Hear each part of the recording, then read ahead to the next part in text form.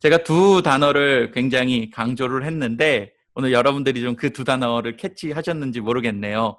오늘은 그 두 단어에 대해서 같이 나눠볼 건데 먼저 좀 서론의 이야기를 나눠보도록 합시다. 우리가 이 온라인 예배를 드리기 전에요. 이분에 대해서 굉장히 많이 배웠어요. 여러분, 이분은요, 신약 성경을 가장 많이 쓰신 분이십니다. 이분은 역사상 가장 위대한 전도자로 평가받는 분이세요. 우리가 이분에 대해 많이 다뤘는데 여러분들 기억나시나요? 그분 누구신지 생각나시나요? 두 글자인데. 제가 아파에 화은이가 있다면 물어봤을 텐데 화은이가 없어서 참 아쉽네요. 그 두 글자의 그 인물은 바로 바울입니다. 앞서 말씀드렸듯이 이 바울은 기독교 역사상 가장 위대한 전도자이자 성경 저자로 평가받는 인물입니다. 가장 위대한 전도자이고 가장 위대한 성경 저자로, 신약 성경 저자로 알려진 인물입니다.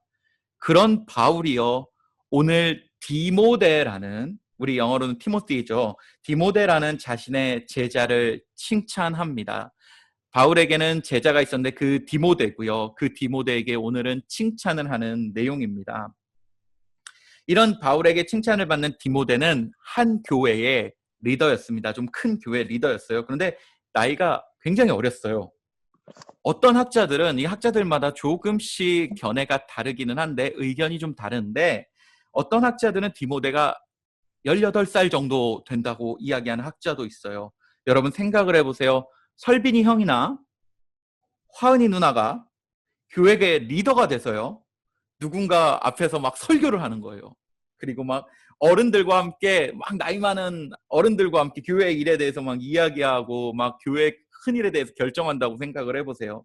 정말 놀랍지 않습니까? 디모데는 그 나이 때 이 모든 일들을 해냈다고 성경, 그리고 많은 학자들은 그렇게 이야기를 하고 있습니다.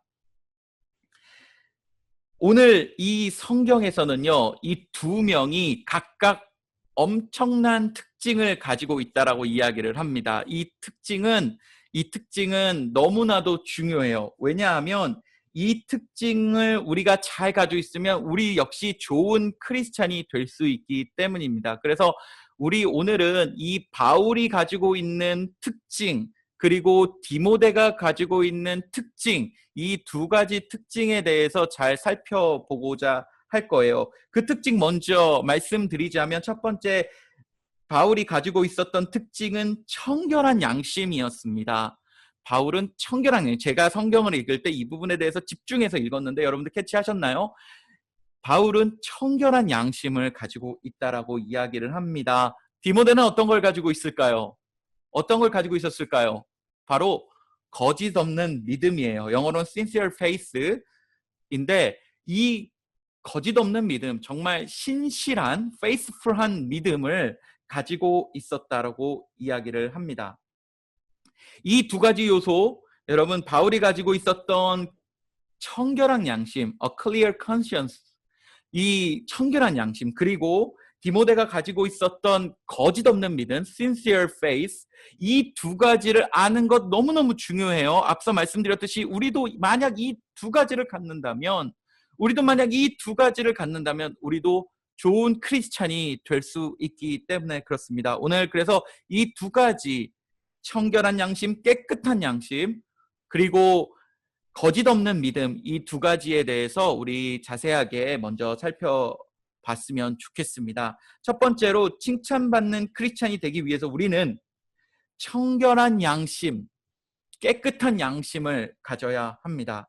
여러분, 양심이란 말 익숙하지 않습니까? 양심은 쉽게 말해 잘못하면요, 찔리는 마음이에요.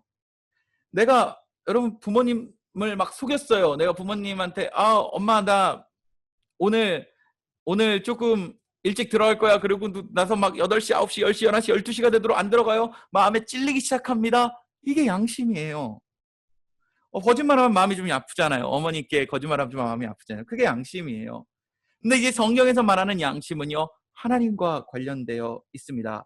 쉽게 말하면은요, 하나님의 말씀을 듣지 않거나 하나님께 잘못하면 마음이 아프고 마음이 무겁고 마음에 뭔가 찔림이 있는 그 양심, 그 양심을 가져야지만 우리는 좋은 크리스찬이 될 수 있다라고 성경에 나와 있는 거예요.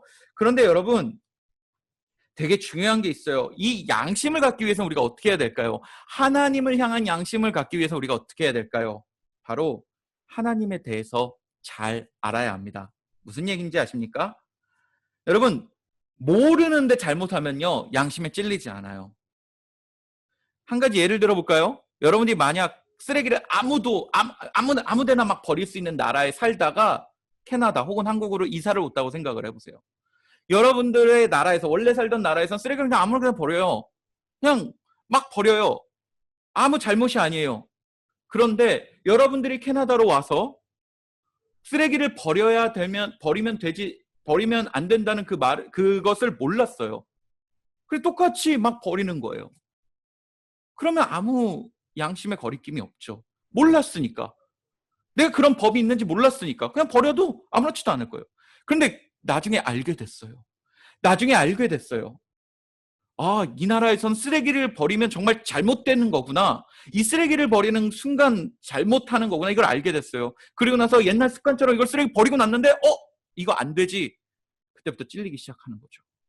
여러분, 모르면 양심에 찔리지 않아요. 그렇죠? 모르면, 이게 잘못인지 모르면 양심에 찔리지 않습니다. 하나님에게도 마찬가지예요. 하나님을 전혀 모르는 사람은요, 아무리 잘못을 많이 해도 하나님에 대해 찔리지 않아요. 하나님에 대해 미안한 마음 들지 않습니다. 하나님을 모르면 그렇다는 거예요. 여러분, 그래서 여러분들 하나님을 향한 선한 양심을 갖기 위해서는 먼저 하나님에 대해 잘 알아야 됩니다. 하나님과 어떤 좋은 관계를 맺어야 됩니다. 하나님을 잘 알아야지만 우리 하나님에 대한 양심을 가질 수가 있는 것입니다. 또 한 가지 우리 예를 하나 들어보도록 하겠습니다. 하나님을 모르는 어떤 학생이요, 친구에게 나쁜 말을 했어요. 막 놀렸어요. 그 친구가 막 상처받아서 막 울었어요. 그런데 그 학생은 친구한테 미안한 마음이 들죠. 뭐 아주 잔인한, 난 그냥 놀렸는데, 에이, 야, 바보야. 뭐 우리 그렇게 놀릴 수 있잖아. 근데 친구가 그 말을 듣고 어떻게 나한테 바보라 그럴 수 있어? 그러면 막 엉엉 우는 거예요. 당황스럽죠. 근데 한편으로는 우는 모습 보면 미안한 마음이 들잖아요. 그래서 친구한테 사과합니다. 그리고 그 친구의 기분을 풀어주기 위해 삼겹살을 사줍니다. 같이 먹어요. 웃어요. 풀렸어요. 아름다운 이야기죠.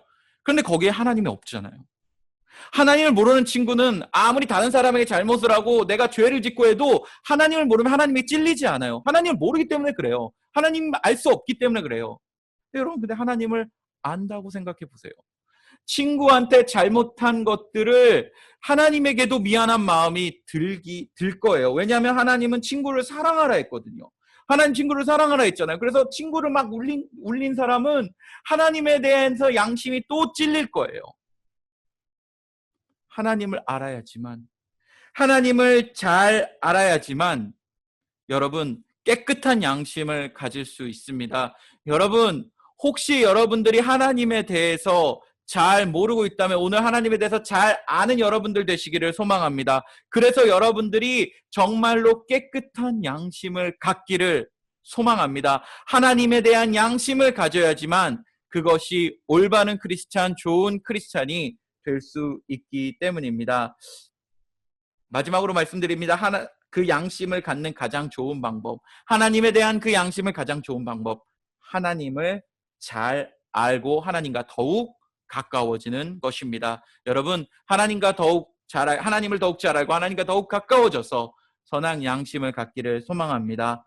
첫 번째는 저희가 선한 양심에 대해 알아봤습니다. 두 번째는 바로 거짓 없는 믿음입니다.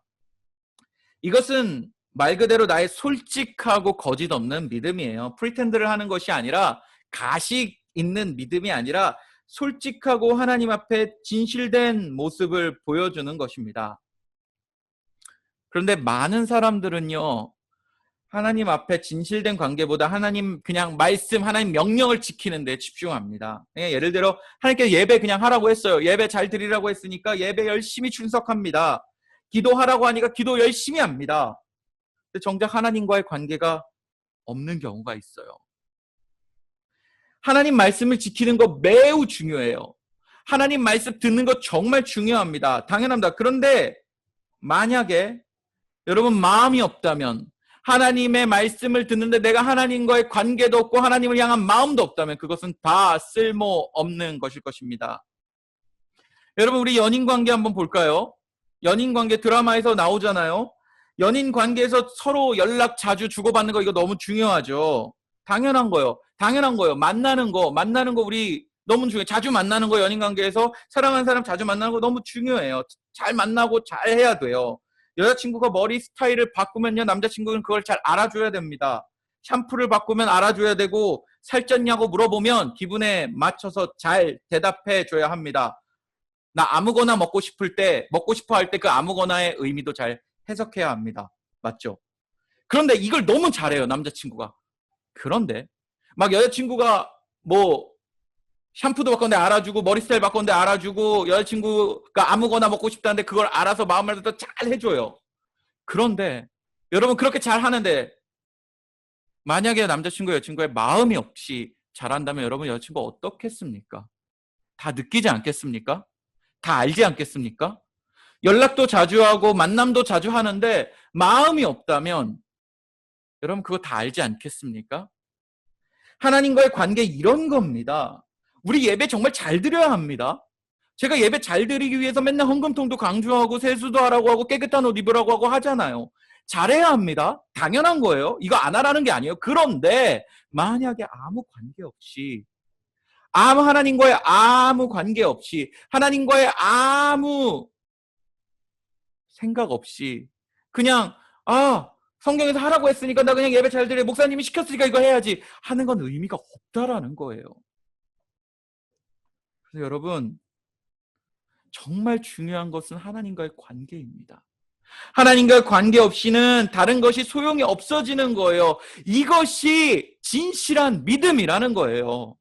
이것이 거짓된 믿음이 아니라 진실한 믿음이라는 거예요. 하나님과의 관계를 통해서 내가 신앙생활을 해가는 거예요. 내가 하나님과의 관계 속에서 기도하고요. 내가 하나님과의 관계 속에서 예배드리고요. 내가 하나님의 관계 속에서 말씀 보는 거예요. 그냥 시켜서 하는 게 아니라, 그냥 예수님이 시켜서 이거 드려야지, 하나님 시켜서 이거 해야지 하는 게 아니라 하나님과의 관계 속에서 하는 거예요. 하나님과의 관계를 맺고 하는 거예요. 이것이 진실한 양심이고, 진실한 거짓 없는 믿음이고, 이것이 하나님이 기뻐하시는 믿음인 것입니다. 여러분, 정말로 거짓 없는 믿음, 진실한 믿음 갖기를 소망합니다. 여러분, 만약에 지금 여러분들이 하나님과의 관계가 깊지 않는다고 생각하면요, 여러분들 오늘부터 하나님과의 관계를 잘 갖기 위해 노력하셨으면 좋겠습니다. 하나님께 기도할 때도 여러분 이렇게 고백했으면, 하나님, 제가요 하나님과 관계가 없는 것 같아요. 제가 이렇게 예배를 드리지만, 제가 이렇게 기도를 하지만 사실 하나님과 관계가 없는 것 같습니다. 하나님과의 관계를 더욱 발전시켜 주세요. 하나님, 저 진짜 하나님과 좋은 관계를 맺고 싶습니다. 하나님과 잘 나아가고 싶습니다. 진실한 믿음 갖고 싶습니다. 단순히 기도드리고 단순히 예배드리는 것이 아니라 하나님과 함께하고 싶어요. 그렇게 기도하세요. 예배를 드릴 때도 이런 마음을 갖고 드리세요. 내 이번 예배를 통해 하나님 관계가 깊어져야지, 하나님과 관계가 생겨야지. 여러분들 만약 관계가 없다면, 관계가 약하다고 생각한다면, 하나님에 대한 사랑이 약하다고 생각한다면, 이런 마음을 가지고 기도하고 예배의 자리로 나아가는 저와 여러분 되기를 소망합니다. 여러분, 칭찬받는 멋진 크리스찬이 되기 위해서 이 두 가지가 있어야 되는 거예요. 성경에선 이 두 가지가 정말로 중요하다고 이야기합니다. 첫 번째로는요, 양심이에요. 하나님을 향한 양심입니다. 이 양심은 하나님을 잘 알 때 가능해요. 하나님 모르면 이 양심 생기지 않아요. 그래서 여러분, 하나님에 대해 잘 알아야 합니다. 두 번째는 거짓 없는 믿음입니다. 여러분들이 그냥 막 하나님을 향해 뭔가를 하는 것이 아니라 하나님과의 진짜 관계를 맺는 것이 중요합니다. 양심과 믿음, 이 두 가지가 이번 주간에는 자라나는 여러분 되시기를 간절히 소망합니다. 여러분, 정말 선한 양심과 거짓 없는 믿음을 위해 한 주간 노력하셨으면 좋겠습니다. 이 마음을 가지고 기도하시고, 이 마음을 가지고 말씀 보시고, 이 마음을 가지고 예배 드리는 저와 여러분 되기를 소망합니다. 마지막으로요. 바울은 이 디모데를 위해 기도한다고 했어요. 이거는 사실은 제가 성경을 읽다가 제 자신에게 하는 메시지인 것 같아서 여러분들과 함께 나누고 싶은데, 여러분들이 이 두 가지를 갖는데, 앞서 말씀드린 양심과 거짓 없는 믿음, 하나님을 향한 양심과 거짓 없는 믿음을 갖기 위해 노력하십시오. 저는 바울이 오늘 성경에 디모데를 위해 열심히 기도했대요. 밤낮으로 기도했대요. 저는 여러분들이 이 두 가지를 갖기 위해 이번 주간 정말 열심히 여러분들을 위해 기도할 것입니다. 물론 저도 이 두 가지를 더욱 갖게 하기 위해서 기도할 거지만, 저도 제자된 여러분들을 위해 정말 열심히 기도할 테니까 여러분들도 이 두 가지를 갖기 위해 정말로 노력하는 여러분들 되었으면 좋겠습니다. 그래서 다음 주에 우리 만날 때는 이 두 가지가 더욱더 자라나서 정말로 하나님께 칭찬받는 크리스찬이 되기를 간절히 소망합니다. 꼭 기억하세요.